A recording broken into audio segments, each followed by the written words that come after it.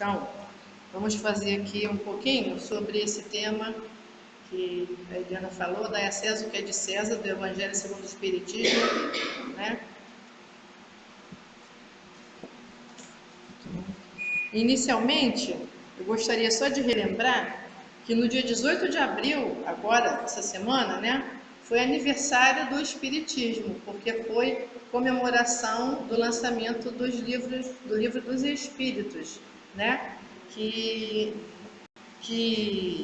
embasa toda a doutrina espírita, né, o Livro dos Espíritos, que veio a partir das revistas espíritas, que eram escritas numa reunião que havia na França, num grupo de estudiosos, né, para o qual o Kardec foi convidado, né? Então nós lembramos da importância, né, não nem tanto da questão das datas, né, mas como nós comemoramos tudo, tem dia para tudo, né? Então por que não também relembrar, né, a importância, né, do Espiritismo, do dia 18 de abril, né, do lançamento do Livro dos Espíritos, que é o livro básico da doutrina espírita, né? Quem quiser tirar qualquer dúvida, é só se reportar ao Livro dos Espíritos com relação à espiritualidade, né? Depois vieram os outros, que é o Evangelho, que trata da parte moral, da questão moral, que discute os ensinamentos de Jesus, né? O Livro dos Médiuns, que fala sobre todas as questões da mediunidade também. A Gênese, que fala da criação, né? E o Céu e Inferno, que fala também das diferentes dimensões. Depois de Kardec já falecido, publicaram obras póstumas de escritos que ele tinha guardado, né? E hoje nós temos essa vasta literatura aí, né? Para consultar, para ler, vídeos e filmes e tudo mais, né? Então, só queria fazer alusão a isso porque é realmente importante a gente recordar a data do Livro dos Espíritos, né? Então, vamos ler aqui rapidamente do que se trata, né? O tópicozinho do Evangelho, que é dai a César o que é de César. O item 5. Os fariseus, tendo-se tirado, entenderam-se entre si para enredar a Jesus com suas próprias palavras. Mandaram então seus discípulos, em companhia de herodianos, dizer-lhe: Mestre, sabemos que é veraz e que ensinais o caminho de Deus pela verdade, sem levares em conta a quem quer que seja, porque nos homens não consideras as pessoas.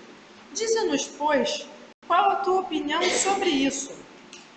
É-nos permitido pagar ou deixar de pagar a César o tributo? Jesus, porém, que lhes conhecia a malícia, respondeu: Hipócritas, por que me tentais? Apresentai-me uma das moedas que se dão em pagamento ao tributo. E tendo eles apresentado um denário, perguntou Jesus: De quem são esta imagem e inscrição? De César, responderam eles. Então observou Jesus: Dai, pois, a César o que é de César, e a Deus o que é de Deus. Isso está em Mateus, no capítulo 22, e Marcos, no capítulo 12, né?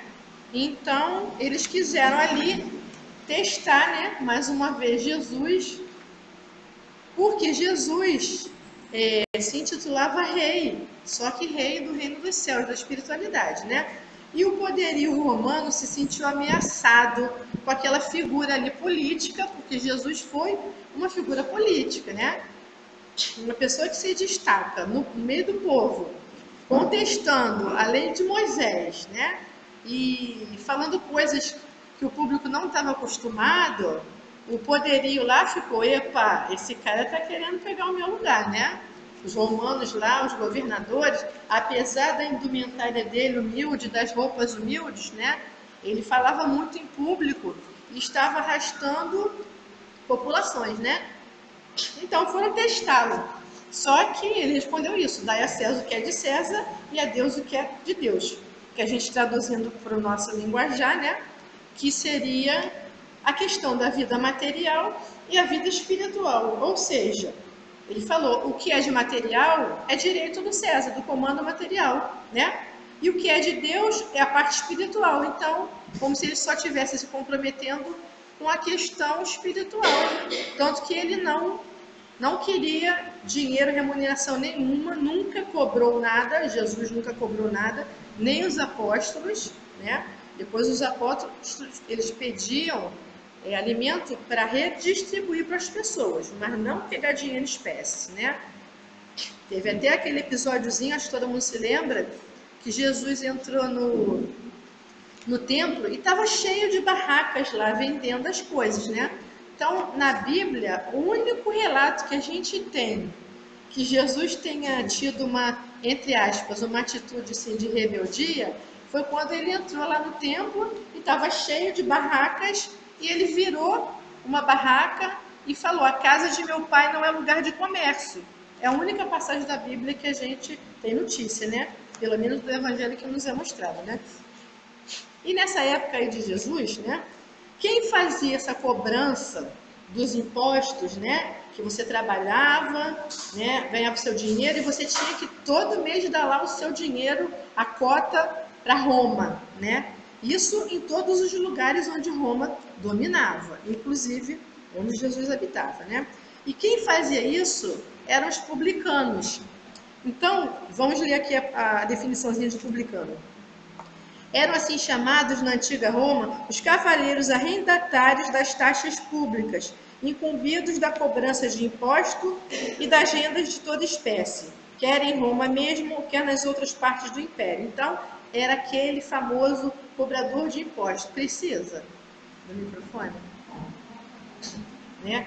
E Jesus, ele convidou um desses cobradores de impostos para segui-los. Quem é que lembra quem é? Aqui. Foi Mateus. Mateus era um cobrador de impostos, né? No entanto, Jesus viu nele uma alma boa, uma alma luminosa e,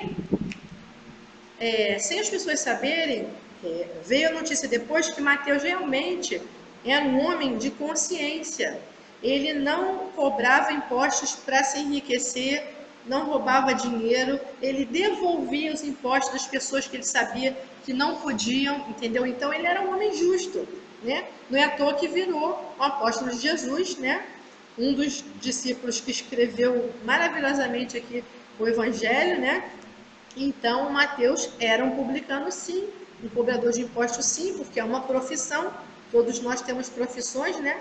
Tem os bancários, tem todas as pessoas que trabalham com dinheiro e nem por causa disso eles vão deixar de ser honestos, né?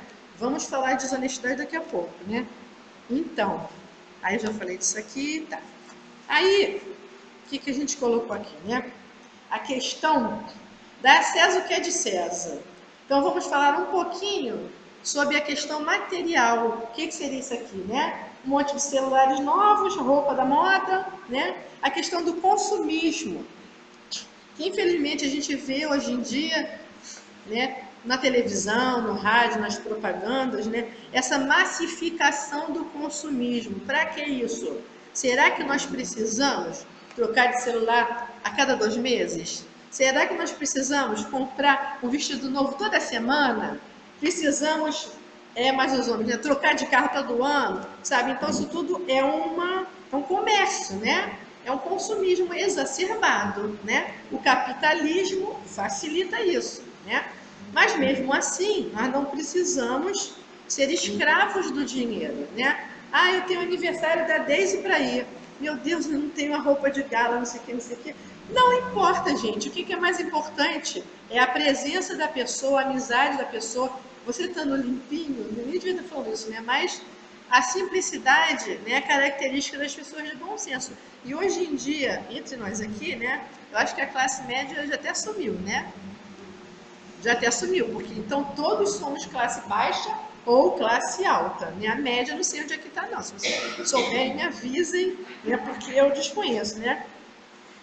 E nós temos, né, também na nossa sociedade esses nossos irmãozinhos que, pelo seu livre-arbítrio, né, eles tentam ganhar a vida, ganhar o sustento material às custas da exploração do próximo, né? Seja com coisas fora da lei, né, que não pagam imposto, seja com a má-fé, né, seja com até a questão do roubo mesmo, né, porque existe o roubo, ali o assalto com a mão armada, né, e existe outras formas de roubo, né, que, como, por exemplo, lesar um grupo de pessoas, enganar, cobrar altos impostos. Então, tudo isso é uma forma que você enriquece ilicitamente e também desnecessariamente, né?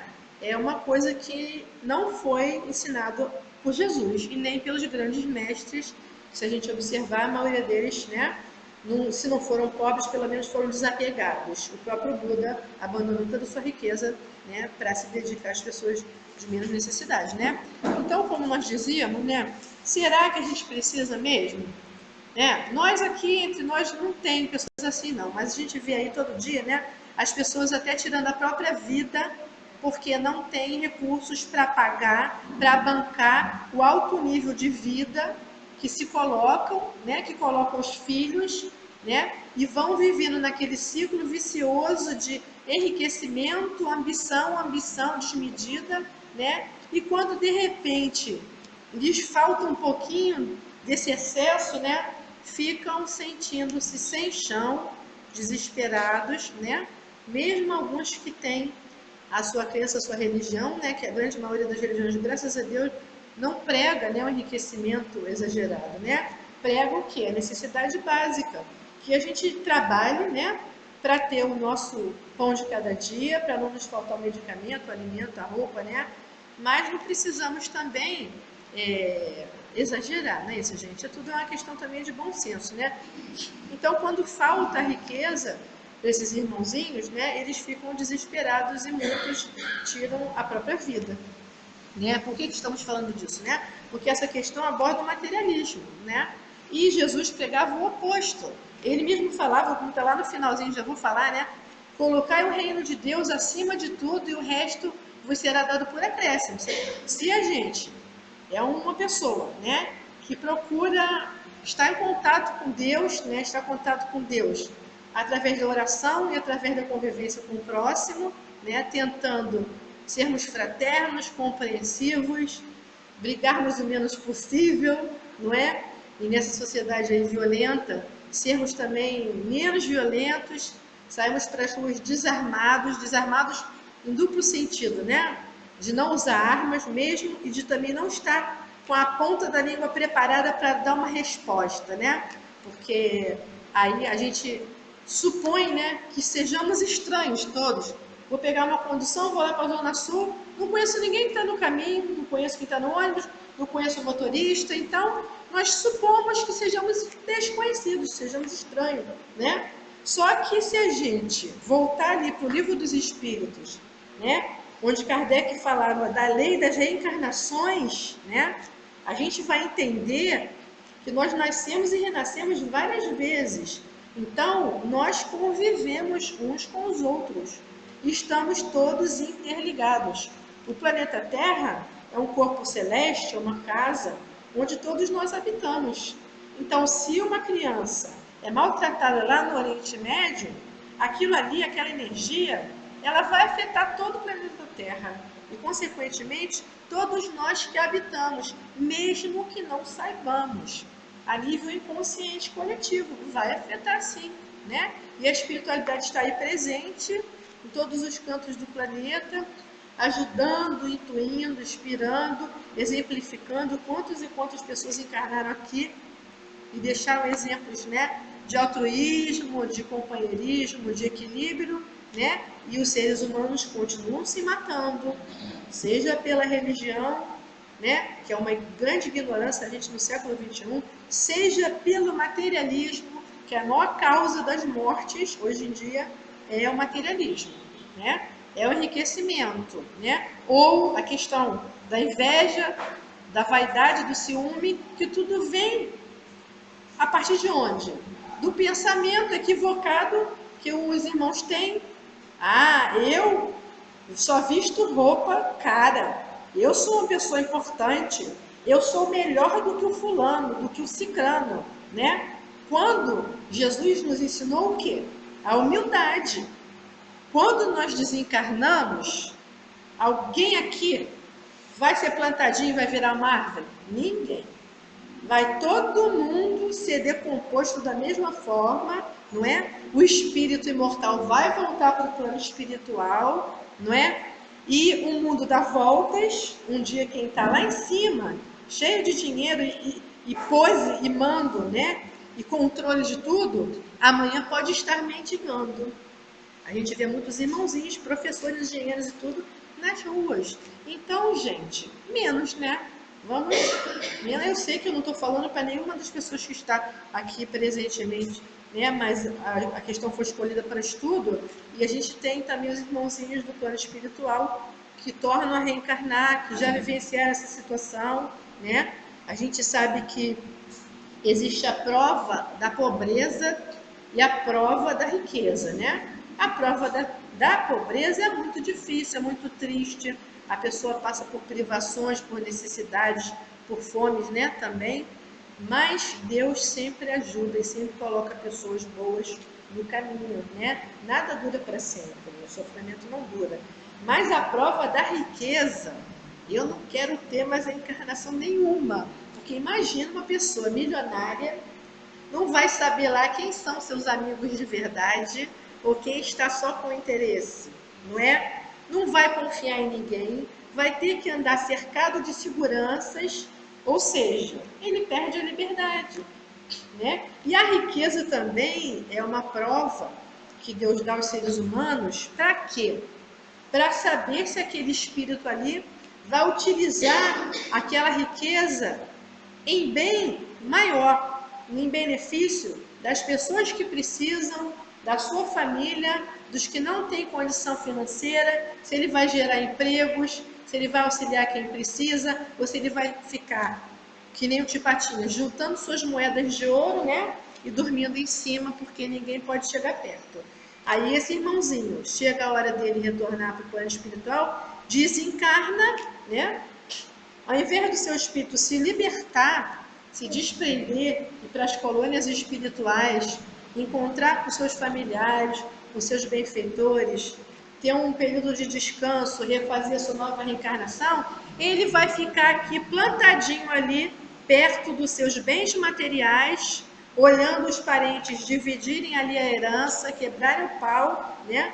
Querendo usar daquilo ali, daquelas posses, sem conseguir. Ele vai ficar um escravo do tempo, né? Um escravo da matéria. Tem espíritos que ficam mais de um século nessa condição. Imagina ficar 100 anos sem poder galgar os planos melhores, apegado aqui à matéria, tomando conta do carro ali, tomando conta da mansão e da riqueza. Gente, isso é fato. Isso é fato. Tem livros espíritas aí que dizem isso, né? E é muito triste, né? É muito triste, porque daqui a 50 anos, nenhum de nós, talvez só ela, sim, vai estar mais aqui no plano físico. Vamos estar fazendo a reunião no outro plano, né, Deise? E depois retornaríamos e assim segue a lei, né? Então, é isso aí, né? E lá do outro lado também tem trabalho, né, Deise? Pra caramba, né? Palestras, tudo. Vamos estar sempre aprendendo, né? Sempre compartilhando, sempre trabalhando. E agora nós vamos chegar aqui no ponto, eu acho que é o principal dessa questão, né? Que é o item seguinte, né? Aqui nós pegamos no Livro dos Espíritos, na terceira parte das leis morais, a lei do trabalho, tá? Que é para justificar o porquê do nosso trabalho e o porquê nós precisamos do dinheiro, desse elemento, né? A questão 674 diz assim: a necessidade do trabalho é lei da natureza. O trabalho é lei da natureza. Por isso mesmo que constitui uma necessidade. E a civilização obriga o homem a trabalhar mais, porque ele aumenta as necessidades e os gozos. Se a gente observar, na natureza tudo trabalha. A formiga trabalha, a plantinha, para sair da condição de semente e chegar a ser uma plantinha, ela vai ter que lutar muito com a terra para pegar a água, pegar os minerais. Tudo no universo trabalha. Os planetas giram, tudo, nada está parado. Nem essa parede que a gente acha que está parada, não está. As moléculas estão todas vibrando ali, tudo em movimento, tudo é energia, né? Matéria e energia mudam de condição, então tudo na natureza trabalha. E por que nós não, né? Muitos de nós não. Acha que, não, eu vou ganhar na loto, não quero trabalhar não, né? Muitos de nós pensam assim, né? E aí ele segue na questão 676 falando assim: por que o trabalho se impõe ao homem? Por que nós precisamos de trabalho, né? por ser uma consequência de sua natureza corpórea. É expiação e, ao mesmo tempo, meio de aperfeiçoamento de sua inteligência. Sem o trabalho, o homem permaneceria sempre na infância quanto à inteligência. Então, pelo trabalho, nós desenvolvemos a nossa mente, nossa inteligência, nossos músculos também, nossas aptidões, né? Novamente, voltando à lei das reencarnações, né? Nós havíamos de ter experimentado várias profissões diferentes, né? Lá nos primórdios, podemos ter sido algum rei, alguma rainha, que saia dominando aí os territórios e mandando matar todo mundo e se apossando das riquezas materiais, né? Mas aí, graças à lei da reencarnação, a gente vai reencarnando, aprendendo a lei do trabalho, né? Uma das leis morais que é muito importante, a lei do trabalho, né? Então, falamos aqui, e a gente sabe, pela ciência, que ela me cita, que nós só utilizamos 1/3 do nosso cérebro.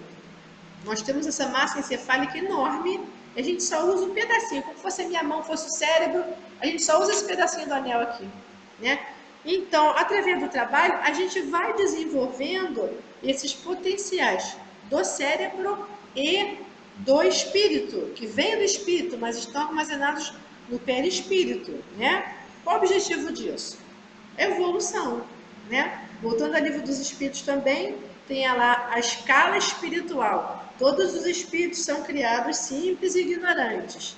O princípio espiritual é criado no reino mineral, depois vai para o reino vegetal, vai para o reino animal, por fim para o reino hominal. Aí vem tantas e tantas encarnações, né? Então, é evolução. Lei do trabalho é evolução, né? Lembrando, Jesus era carpinteiro, né? Então, ele também exemplificou nisso, né? Por isso é que seu alimento, sua segurança e seu bem-estar dependem do seu trabalho e da sua atividade. Ao extremamente fraco de corpo, outorgou Deus a inteligência em compensação, mas é sempre o trabalho. O que ele fala aqui? Dos irmãozinhos que trabalham mais com a força muscular, que são fortes, tem a força do trabalho, né? Todos os trabalhos são importantes, todos os trabalhos são necessários. A gente consegue imaginar um mundo sem pedreiro? A gente não ia ter ponte, não ia ter prédio, não ia ter casa, não ia ter nada, né? Então, todas as profissões são, né, importantes, necessárias, né? As profissões lícitas, né? Que a gente está falando, né? Aqui, né? E aí ele diz assim, tem irmãos que gostam de estudar mais, então vão estudar mais, ao invés de carregar força bruta, pedra, ele vai usar mais a mente, a caneta. Ah, não trabalha sim. O trabalho intelectual também cansa pra caramba, estafa, estressa, né? A gente sabe que muito poucas pessoas trabalham só 8 horas por dia, ainda mais nós mulheres, né, gente? Nós não temos folga, só na hora que estamos dormindo. E nem quando estamos dormindo. Não estou reclamando não, tá, Clarice? Porque quando nós estamos dormindo, nosso espírito se desdobra, né? E se Deus quiser, a gente há de trabalhar também, né? Porque vai ficar parado para quê? Né? O espírito não precisa dormir, né? Então, deixa eu ver se eu esqueci de alguma coisa aqui. Falei do Mateus. Então, aí falamos da lei de morais, então vamos relembrar aqui, né, que como a Helenilda fez uma palestra muito boa há pouco tempo, né, e ela mostrou aquela questão dos pecados capitais, né, que eu nem gosto dessa palavra pecado, prefiro utilizar a palavra erro, né, equívoco, né, porque é mais uma coisa que nós ainda não aprendemos, não conquistamos ainda, né, e tinha lá o pecado da preguiça, né, na preguiça, que também não estou falando para ninguém aqui, que eu sei que aqui todo mundo fala muito, né? Mas a gente sabe que nós mesmos, muitas das vezes, algumas crianças, adolescentes, o espírito traz aquilo ali, né? Principalmente aqueles que foram os reis aí de outras encarnações, né? Aí traz aquela preguiçazinha, né? Ah, hoje eu não vou não, né? Aquela coisa meio assim, baiana de ser, sem querer falar mal dos irmãozinhos, né? Então a gente meio que se acomoda, né? A gente às vezes estuda, aí, conquistei o títulozinho, agora vou trabalhar nisso e pronto, né? Pronto, se estagnou, eu não quero mais saber. A gente se esquece do que a gente leu aqui, que quando a gente não estuda, não lê, a gente para de exercitar e de melhorar a atividade cerebral. E a gente observa aí pelas nossas famílias e pela mídia o índice de Alzheimer, que está, na atualidade, é inadmissível, né? E não é causado só por medicamento, não, né? Tem aí alimentação, medicamento, karma espiritual e tem a questão da falta de exercitar a mente também, porque o nosso cérebro funciona a partir de choques elétricos.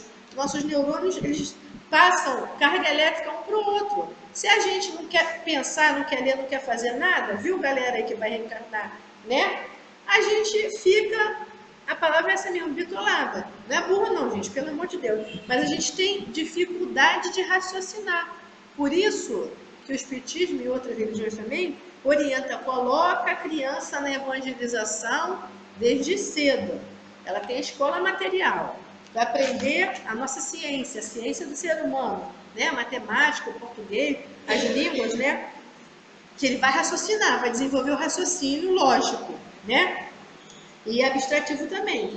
Mas na questão da religião, ele vai desenvolver o seu raciocínio e a sua sensibilidade espiritual. Ele vai relembrar coisas que ele já sabia, que está guardadinho lá, e ele vai começar a trabalhar ali as suas emoções, as dificuldades que nós trazemos no nosso espírito. Porque se nós estamos encarnados aqui, alguma coisa a gente tem que aprender. Ou seja, muita coisa a gente tem que aprender, né? Paciência, tolerância, compreensão. Tem uma sobrinhazinha, detesta matemática. Meu irmão botou ela no método comum, né?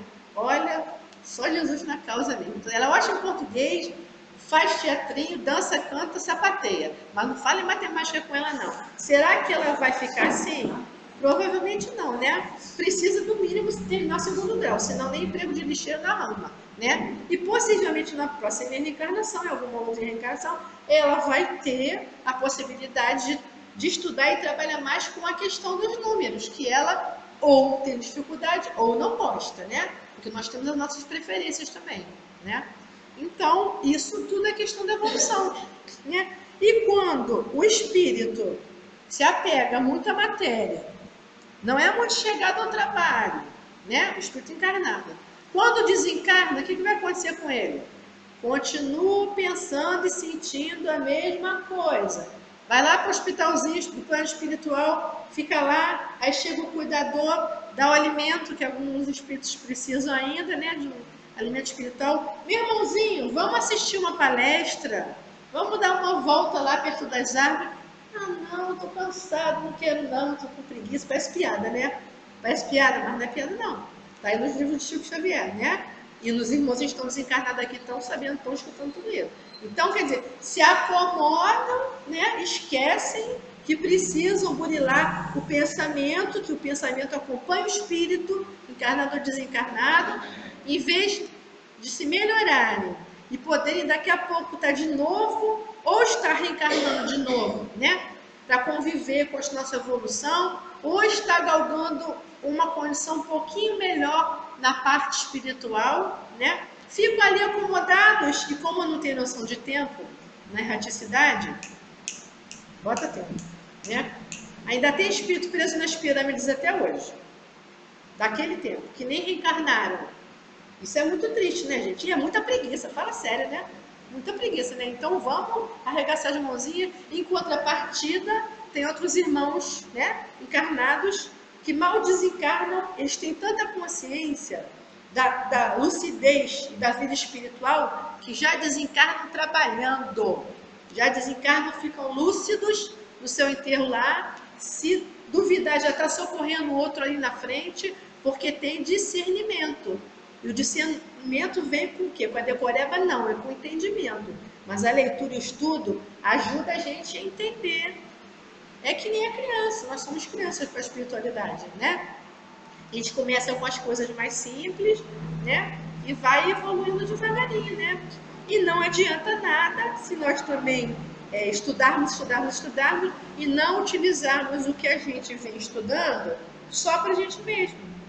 Eu posso ser uma excelente costureira, saber fazer vestido de noiva, tudo. Mas se meu irmãozinho ele precisa ele não tem condição de pagar, e eu não vou quebrar o galho dele e fazer aquilo ali para ele, tô frita. Aí eu vou chegar lá do outro lado e vou falar assim, ó, tu já recebeu o que tu merecia, não é não, Deise? Né? Já recebeste o teu pago, porque a gente só usou para si. Né? Então, a gente tem escutado muito da espiritualidade, né? Então, a gente só vai repetindo, vai escutando e vai repetindo. Nós precisamos ser lembrados dessas máximas de Jesus, desses ensinamentos o tempo todo. Infelizmente, porque nós somos ainda espíritos imperfeitos, né? E precisamos muito nos modificar, não modificar o outro, né? E a lei do trabalho é uma das leis muito importantes, né? Então, terminando aqui, que é o item 7, né? Ele fala assim, o item 7. Esta citação, no caso, dai a César o que é de César, né? Condena todo prejuízo material e moral que se possa causar a outrem, né? E depois, ele fala assim, prescreve, quer dizer, recomenda, o respeito aos direitos de cada um, como cada um deseja que sejam respeitados os seus. Estende-se mesmo aos deveres contraídos, para com a família, a sociedade, a autoridade, tanto quanto para os indivíduos em geral. Então, aqui a gente lembra, né, da lei de causa e efeito, que aqueles irmãozinhos, né, que causam prejuízo material e moral ao próximo, né, eles vão colher aquilo que eles estão plantando. Quem está roubando aí a torta direita vai nascer com condição inferior, vai passar necessidade, vai sofrer imensamente, vai ter choro e pranto e ranger de dentes. Vai, porque a lei de causa e efeito é uma lei natural, né? E está escrito aqui no Evangelho, né? E outra coisa, o enriquecimento ilícito, né? A pessoa que lesa o outro. Tem o acomodado e tem o que lesa o outro, né? A lei do Gerson, aí que ficou tão famosa aí no Brasil, né? Pelo amor de Deus, a gente já está adentrando o século XXI, já estamos nos primeiros centímetros ali do planeta de regeneração, né? E não é mais possível que a gente continue tendo uma sociedade tão egoísta, né? Com tanta falta de solidariedade. Eu não estou me referindo a nenhum de vocês aqui, lógico, né? Mas a gente fala de uma forma geral, né? A gente tem sim muitas pessoas bondosas, muitos jovens que estão despertando para a necessidade da ajuda mútua, da conservação do planeta, né? Da diminuição dos excessos materiais, né? E tivemos a oportunidade de conhecer, eu acho que os irmãos já ouviram falar, uma ecovila. São grupos sociais que estão se formando em, entre aspas, protesto contra o nosso sistema altamente capitalista e exploratório, né? E nessas comunidades, né, moram uma família ou mais de uma família, eles retornam lá ao nosso primórdio, né? Que quando começaram as civilizações não existia moeda. Então você criava galinha, ele criava boi. Aí você trocava, dava um boi para ele, o outro dava uma galinha para você, né? E todo mundo se ajudava naquela grande feira, né? Então, hoje virou esse consumismo exacerbado e alguns irmãozinhos nossos, muitos terapeutas, né? E pessoas de todas as profissões, né? Vão para esse lugar, plantam ali, comem, tem televisão, tem computador, tem, mas não para ficar uma criatura o dia inteiro ali na frente do computador, né? Então a criança dessas ecovilas, ela vai lá mexer na terra, vai ajudar a plantar sementinha, vai ajudar a colher, vai ter hora de estudar, vai ter hora de dormir, vai ter hora de brincar. Então estão resgatando a vida como era nos bons tempos, né? Porque violência sempre existiu na humanidade, né? Mas, queiramos ou não, o nosso planeta e nós estamos evoluindo. Então, queiramos ou não, esses irmãozinhos que ainda vibram com enriquecimento ilícito, com a violência e com a morte, sinto muito, vão ter que migrar para outro planeta e reencarnar em outro planeta para nós herdarmos aqui. Deus queira que nós todos herdemos, né? Eu não sei se eu já cheguei nesse ponto aí, mas pela mesma maldade a gente não vibra mais para o outro, né? Roubar o outro também a gente não, né? Pouco com Deus é muito, né? Então é questão de consciência, né? De de saber o que as crianças e jovens estão ali vendo no dia a dia, nossos familiares, nossos conhecidos, né? Para que a gente possa começar, né, a divulgar no nosso meio de atividade essa consciência de simplicidade, de ajuda mútua, né, de fraternidade, de auxiliar o outro, como as meninas sempre falam aqui, a questão do bazar, de ajudar as famílias necessitadas, né? Tem até a questão da parábola do bom samaritano, que estava lá um homem estropiado no meio do caminho, né? Isso aqui é bem rapidinho. Aí passou lá um doutor da lei, não ajudou o pobre que estava caindo no chão. Passou um sacerdote, não ajudou o pobre que estava caindo no chão. O terceiro que passou, que era um pobrezinho, um viajante do caminho, pegou o estropiado, levou para a pensão, mandou cuidar dele, botar remédio, dar comida, pagou, ainda falou para ele: amanhã você cuide dele de novo, que quando eu retornar eu vou pagar tudo que devo a você. E quem é que, na nossa visão, na visão de Deus, quem é mais evoluído ali? O sacerdote, o doutor da lei, né? O milionário? Não, foi o pobrezinho trabalhador que foi lá e ajudou o próximo dele. Então, o que é isso? Nada mais, nada menos do que tudo que está no Evangelho, segundo o Espiritismo. Todos os ensinamentos que Jesus nos passou. A humildade, a simplicidade, a fraternidade, né? O perdão. Porque se eu não perdoo, eu guardo rancor. Se eu guardo rancor, eu não vou ajudar. Aí meu irmão está ali morrendo de fome, eu cheio do dinheiro aqui, eu pelo meu orgulho, porque ele sujou o meu carro, sei lá por quê, não vou ajudar meu irmão, vou deixar meu irmão passando fome. Pelo amor de Deus, né, gente? A gente não vai levar nada disso daqui com a gente, né?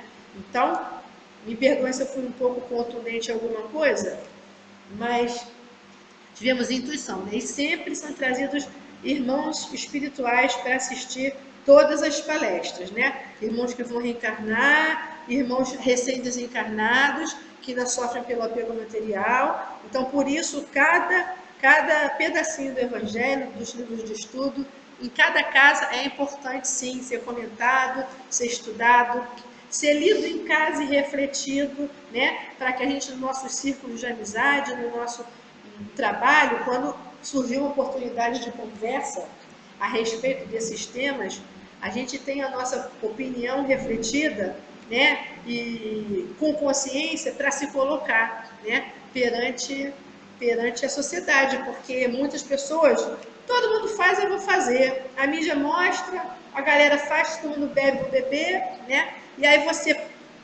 você se omite, você pensa diferente. Aí, por receio de ser criticado, não vou ficar quieto, não vou falar nada, porque senão eles não vão gostar do que eu vou falar. Não, está na hora do oposto. Está na hora de falar, de formar consciência, de formar pensamentos. A pessoa pode até contestar você ali na hora, pode discordar de você, mas depois na casa dela, ela vai refletir. O que a Deise falou ontem na palestra dela lá, muitas pessoas estavam ali assistindo, umas bebem, outras fumam, outras comem demais. Aí tá na hora assim, é fácil falar isso, ela é magrinha, não sei quem, né? Aí depois vai para casa, aí vai pensar, fiquei doente, estou diabético, bem que ela estava certa, tenho que fechar minha boca, tenho que educar minha alimentação material, tenho que educar minha alimentação mental, que é o que eu escuto, o que eu vejo, o que eu leio, né, gente? Então, vamos dar a César o que é de César, né? Todo mundo pagar imposto de renda direitinho, quem tem que pagar, quem não tem, não pagar, né? Vamos lutar por uma sociedade melhor e mais justa, né? Para que nós possamos diminuir o sofrimento dos outros, que aí todos sofrem menos, né? Vamos ser mais otimistas também, o sério na hora do sério, rir na hora de rir, de brincar, né? E para finalizar realmente, porque eu falo muito, falo rápido, acabo sobrando tempo, né, Clarice? Eu vou ler aqui um pedacinho pequenininho do livro de Valdo Vieira, pelo Espírito de André Luiz, só esqueci o nome do livro, que chama Conduta Espírita, tá? E sobre o trabalho. Era o capítulo 8, ele falava assim: desde que se encontre em condições orgânicas favoráveis, dedicar-se ao exercício constante de uma profissão nobre e digna. É sobre a temática que a gente falou. O engrandecimento da vida exige o tributo individual do trabalho. Mensagem de André Luiz, né? Situar em posições distintas as próprias tarefas diante da família e da profissão, da doutrina que abraça, da coletividade a que deve servir, atendendo a todas as obrigações com o necessário equilíbrio. São os nossos deveres, né? O dever lealmente cumprido mantém a saúde da consciência. Aí a gente lembra da nossa disciplina, que nós temos tanta dificuldade, né? Hora de estudar, hora de trabalhar, hora de comer, né? Ainda mais quando a gente é jovem, né? Depois que a gente envelhece um pouquinho, já é um pouquinho mais fácil, mas também não é não. Também não.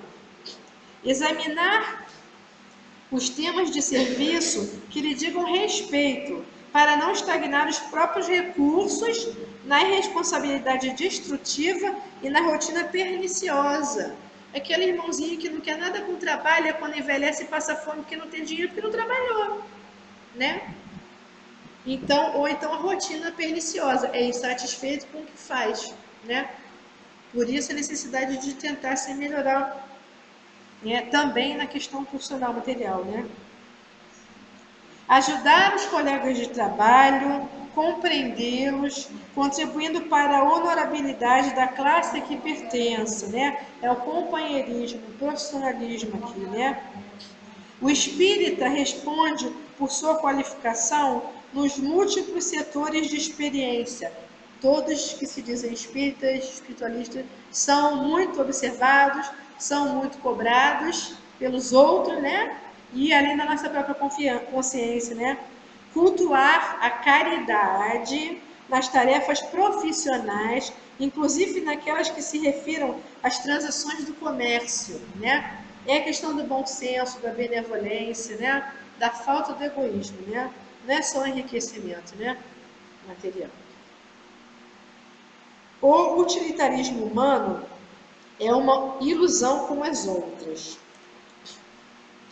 Quer dizer, essa questão da ilusão dos bens materiais, né? Vou fazer dinheiro, fabricar, vou trabalhar 24 horas por dia para ter dinheiro, ficar rica. Aí quando vê, seu filho cresceu, você não conviveu com ele, você não viveu, você não namorou, você não passeou, porque você também só viveu escravo do trabalho. É o oposto, né? É a escravidão do trabalho. Jamais prevalecer-se das possibilidades de que disponha no movimento espírita para favoritismos e vantagens na esfera profissional. É o toma lá da cá, né? Fazer as coisas por interesse.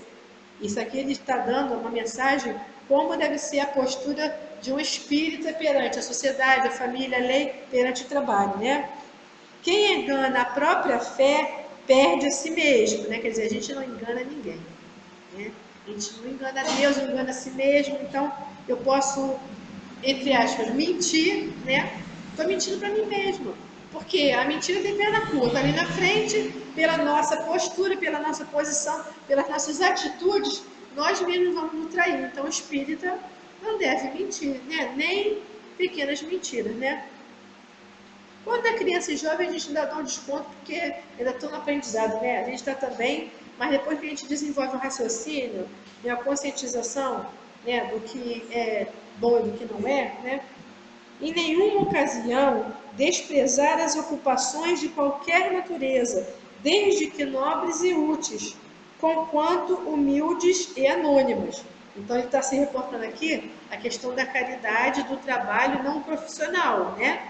Que precisa ser feito com discrição e com humildade, não com enaltecimento próprio, porque senão volta aquela história. Chega lá do outro lado, o plano espiritual, já recebeste o teu pagamento, né? Uma coisa é fazer uma palestra para esclarecimento doutrinário, para elucidar as pessoas com as suas dúvidas. Outra coisa é eu comercializar aquilo ali. Uma coisa é fazer um livro porque eu tenho lá uma tarefa mediúnica de resgate, de ajudando a doutrina, na divulgação doutrinária, né? Porque eu fiz errado no passado lá, né? Denegri a doutrina cristã ou outra coisa qualquer, então eu tenho que fazer aquilo ali. Outra coisa é fazer aquilo para enriquecer. Você vê, Chico Xavier não teve a renda de nenhum livro dele. Ele doou todos os livros que ele fez, que ele escreveu, e assim deve agir o bom espírita, né? Que escreve, né? Doar para a caridade toda a renda do trabalho que ele faz. Seja de rádio, seja de televisão, seja livro, né? O trabalho recebe valor pela qualidade dos seus frutos. Então, nada como um dia após o outro, o trabalho constante, né? Perseverante, para que você possa ver o resultado, né? Aí, terminando aqui. Meu pai trabalha até agora e eu trabalho também. Jesus. Isso aqui foi a citação de Jesus em João capítulo 5, 17, né? Se ele disse quando estava encarnado ainda, 2000 anos atrás, né? E ele não está mais encarnado, mas ele continua trabalhando. Como a gente citou no início, né? O trabalho pertence às leis naturais. Então, ele existe no plano físico, no plano espiritual, em todas as esferas de vida, né? Então, assim, a gente termina aqui o nosso breve comentário sobre dar a César o que é de César, Deus o que é de Deus, né? Enfatizando a importância dos bens espirituais, a importância do trabalho, né?